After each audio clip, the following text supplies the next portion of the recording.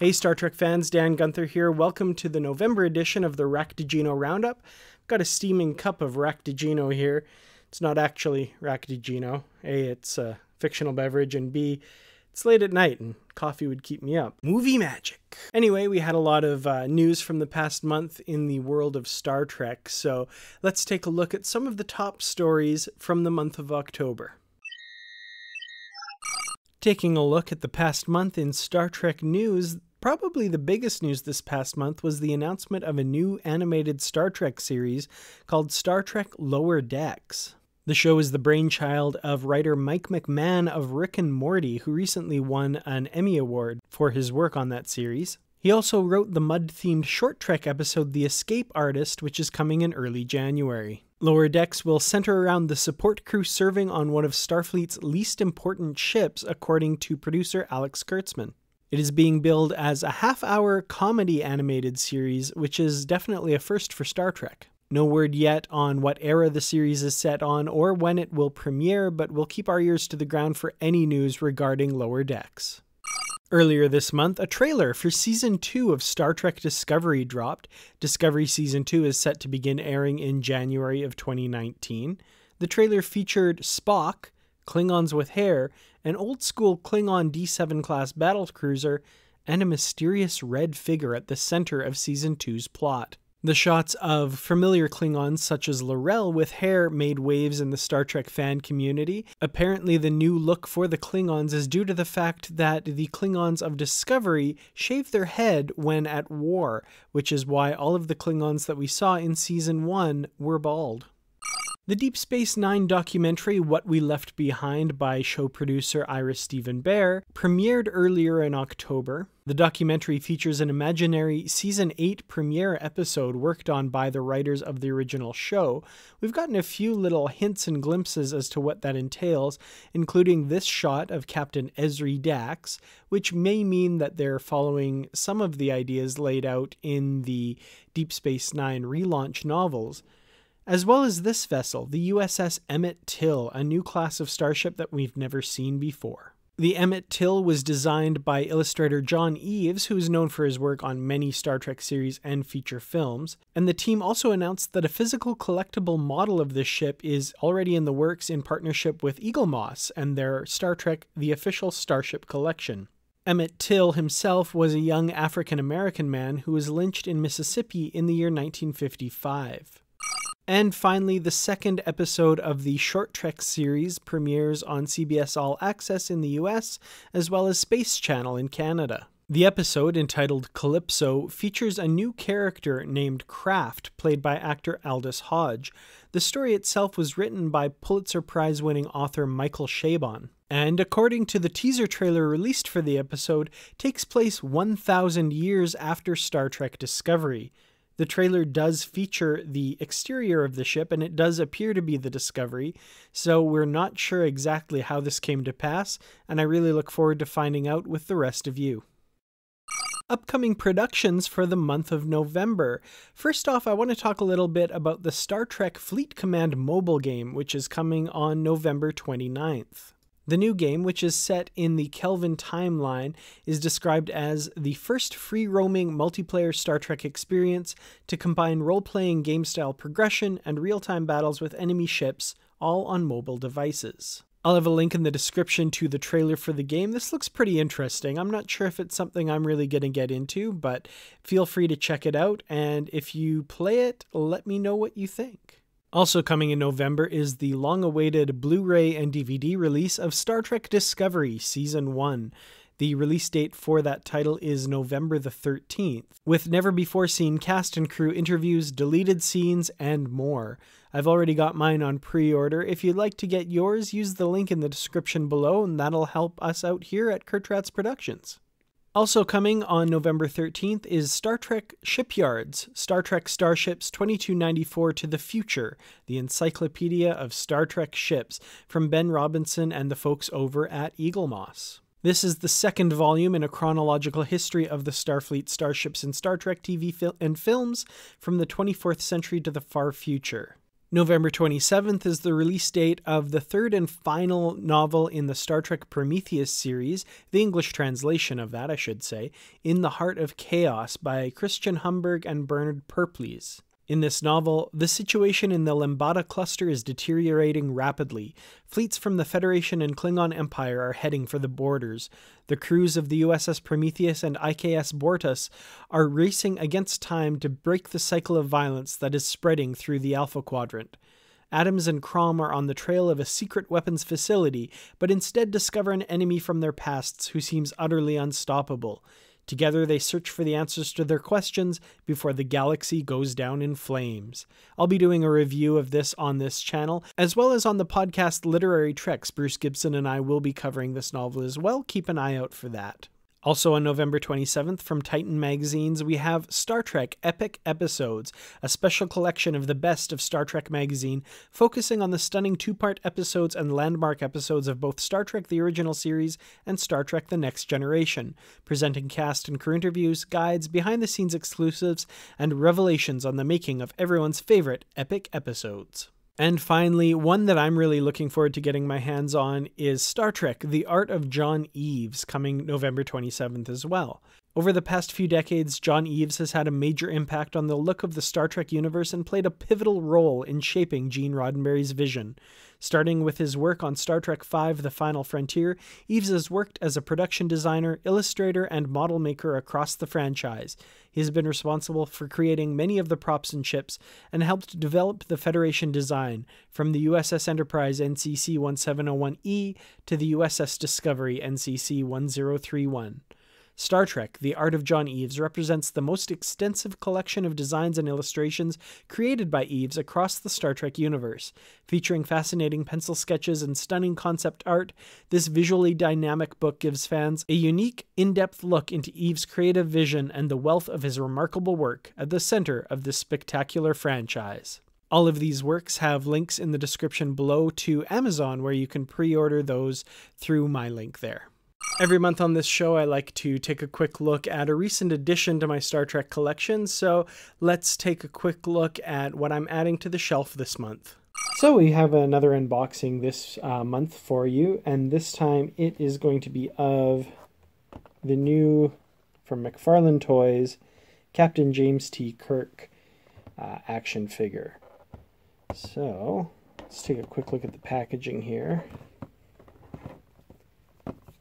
Okay, so on the back side we've got the advertisement for the two figures they have currently, Captain Kirk and Captain Picard, and the upcoming Michael Burnham and Mr. Spock, as well as the hopefully going to be released roleplay phaser from Discovery as well. Some issues with that, with not being able to display it the way they wanted to, with the orange nozzle being mandated. That made it look pretty ridiculous, but hopefully they get that worked out. We've got pretty generic packaging that's pretty standard across most Star Trek products these days. Now, without having opened it yet, I gotta say, it looks like a pretty darn good likeness. Got an extra hand for holding a phaser or communicator, I'm not sure. Got the communicator there, phaser rifle, and I gotta say this looks pretty good, but let's get her open. I'm one of those people that likes to open their toys and get a good look at it. So let's take a look here. Okay, so once we get the backing off, you can see from behind we've got a stand in there as well, taped in. Alright, so let's take a look at the stand. It's a fairly simple affair. Nice kind of etched Star Trek logo and symbol in there, and a little peg that obviously fits into Kirk's foot to have him stand upright. So accessories, first off we have the phaser rifle, which is really cool actually, and actually that middle bit spins just like the actual prop. That's I wasn't expecting that. Lots of different colors being used here, the nice kind of metallic blue and silver, the black on the back there. Like I said, that middle bit spins. And then the yellow, orange, and red highlights there. There we go. Very cool. Very nice detail on this.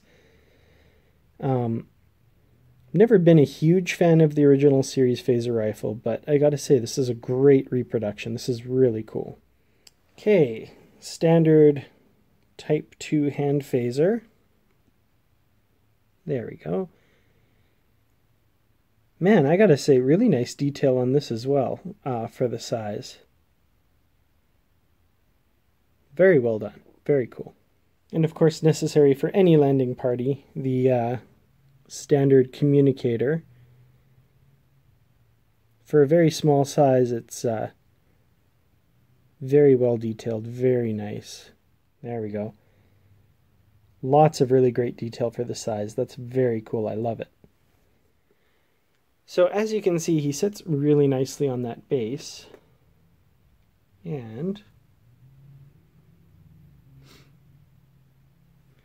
just a really, really good likeness of William Shatner as Captain Kirk here. That is one of the best ones I've seen outside of probably the QMX really high scale, really 1/4 scale gorgeous figures.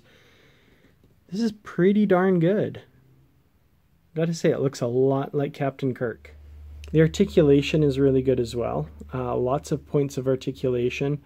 I'm going to get some of the accessories out here and just see how well he's able to hold them.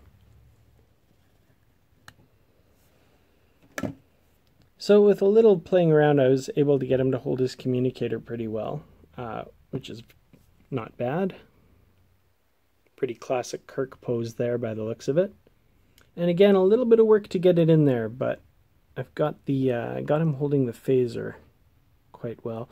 Looks a little large comparatively, but yeah, not bad, not bad. I think this will make a pretty good little display piece. I don't really usually take them out to play with them or anything like that, but make a pretty good little display piece for sure. So there is also a second hand that comes with it, and I think this is for holding the phaser rifle, so we'll give that a try here as well. And once again, with a little bit of finagling, I got the other hand off and got that one put on. We've got him holding his phaser rifle. I think I can get a better pose than that for the phaser rifle, but for now it's not too bad. All right, let's get him up on the Star Trek, the original series section of the wall. Throughout October, I also did a number of book reviews, as well as episodes of the Literary Treks podcast with Bruce Gibson. Let's take a quick look back at the month that was in Star Trek books. Over on Treklit Reviews, my blog where I review Star Trek novels both old and new, I did a number of reviews this past month. First was for Star Trek Academy, Collision Course by William Shatner with Judith and Garfield Reeves-Stevens. I also did a review of Star Trek Prometheus, The Root of All Rage by Bernard Purpleys and Christian Humberg. That's the second book in the Star Trek Prometheus trilogy, the English translation from the original German. I also reviewed an early Star Trek Deep Space Nine novel, number 5, Fallen Heroes by Deveth Abhu. The third book in the Star Trek A Time To series, A Time to Sew by Dayton Ward and Kevin Dillmore. And finally, an early Enterprise novel, Surak's Soul by J.M. Dillard. I'll have links to all of those reviews in the description below. Over on the Literary Treks podcast, we also did a number of episodes this month. First is Literary Treks number 245, The All Good Things of Deep Space Nine, in which Bruce Gibson and I talk about Deep Space Nine Millennium, Book 2 of 3, The War of the Prophets by Judith and Garfield Reeves-Stevens. Literary Treks 246, Conquest Olympics, in which Bruce Gibson, Justin Ozer, and I talked about the first book in the IKS Gorkon series, A Good Day to Die by Keith R.A. DeCandido. And Literary Treks 247, a 24th century Jack Ryan movie, which is all about A Time to Kill by David Mack. That is the 7th book in the A Time To series. Every month, there are a number of Star Trek personalities and celebrities who have birthdays. November is certainly no exception. We have a lot of birthdays this month. So let's take a quick look at some of the major birthdays that we'll be celebrating throughout November. Star Trek birthdays in November. On November 1st, we have a couple of birthdays. First is Robert Foxworth, who played Admiral Layton in the Deep Space Nine two-parter Homefront and Paradise Lost, as well as the Vulcan Administrator V'Las in the Vulcan Reformation episodes of Star Trek Enterprise. November 1st is also the birthday of Elizabeth Dennehy, famous as Lieutenant Commander Shelby in the TNG episodes Best of Both Worlds. November 4th is the birthday of John Vickery, who played Gul Rusot in the final episodes of Deep Space Nine, as well as the Klingon lawyer Orak in the Enterprise episode Judgment. November the 5th features a couple of birthdays as well. First is Armin Shimmerman, who played, of course, Quark in Star Trek Deep Space Nine, as well as a number of other roles throughout the years on TNG. November 5th is also the birthday of Eric Menyuk, famous as the Traveler in 3 episodes of Star Trek The Next Generation. November 6th sees a couple of birthdays as well. First is Carolyn Seymour, who played a couple of Romulans over the years, as well as the character of Marasta Yale in the episode First Contact, and the holographic Mrs. Templeton in Janeway's Voyager Gothic holonovel. Rebecca Romaine shares her birthday. She, of course, is playing number 1 in the upcoming season of Star Trek Discovery. Speaking of Discovery, November 7th sees the birthday of Mary Chieffo, who, of course, plays L'Rell in Star Trek Discovery. She'll be turning 23. November 8th is the birthday of Alfre Woodard, who played Lily in Star Trek First Contact. November 9th sees the birthday of Robert Duncan McNeil, Tom Paris in Star Trek Voyager, as well as Nick Locarno in an episode of Star Trek The Next Generation. November 12th is the Grand Negus's birthday. Wallace Shawn turns 75. And November 13th sees another long-lived character with a birthday. Whoopi Goldberg, who played Guinan in Star Trek The Next Generation, turns 63. November 19th sees 2 main cast member birthdays. First is Robert Beltran, who played Chakotay on Voyager. He turns 65.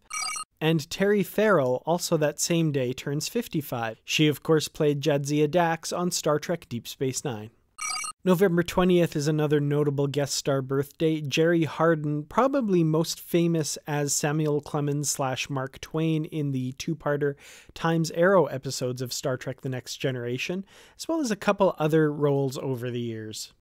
November 21st sees 3 birthdays. First is Lawrence Luckinbill, who played Sybok in Star Trek V, The Final Frontier. Tiny Ron, who played Mayhardu in 7 episodes of Deep Space Nine. That's Grand Nagus Zek's personal manservant. And finally, Alexander Siddig also has a birthday on November 21st. He played Dr. Julian Bashir in all 7 seasons of Star Trek Deep Space Nine. 2 birthdays on November 24th, Dwight Schultz, who played Lieutenant Barclay in a number of TNG and Voyager episodes, turns 71. And Denise Crosby, who played Lieutenant Natasha Yar in Star Trek The Next Generation, turns 61. 3 birthdays on November 25th. First is Ricardo Montalban, who of course played Khan Noonien Singh in Space Seed, as well as Star Trek II The Wrath of Khan. He passed away in 2009 at the age of 88. November 25th is also the birthday of Jeffrey Hunter, who played the original Captain Christopher Pike in Star Trek's first pilot.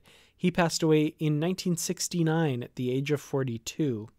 And November 25th is also the birthday of Kenneth Mitchell, who plays the Klingon Cole in Star Trek Discovery. November 26th, Daniel Davis turns 73. He played an adversary designed to defeat Data, the villainous Moriarty from Data's Sherlock Holmes holoprogram. November 27th sees 2 guest star birthdays, Garrett Graham, who played Q in Star Trek Voyager, and Alec Newman, who played Malik, the Augment, in 3 episodes of Star Trek Enterprise. And finally, rounding out the month is a birthday to make everyone who's my age feel really old. November 28th, Scarlett Palmers, who played Naomi Wildman in Star Trek Voyager, turns 30 years old. Yes, you heard me right. She turns 30 this year. And finally, each month I like to change up the shelf behind me a bit. This month it's Deep Space Nine's turn, so let's change up that shelf a bit and get something new up there. Alright, so What I do want to do is I'm going to leave the coin because that's a fairly recent addition. Don't want to get rid of that yet. So let's take the station out. And the Defiant. And we're just going to move the coin just to the side like that. Sad to lose this photo op. It's one of the treasures of my collection. Avery Brooks doesn't really do conventions anymore, so this is pretty rare, and I'm really happy to have it. He's a really amazing person. But I'm going to put that to one side for now. I have this piece of artwork that I picked up at the Edmonton Comic and Entertainment Expo. The artist had all the captains, Kirk, well, not all the captains, but Kirk, Picard, Janeway, and Sisko. And Sisko wasn't getting a lot of love. Not a lot of people buying Sisko. Janeway was really popular with her coffee, but Sisko and his Raktajino, I thought, really fits this show quite well, so got him there.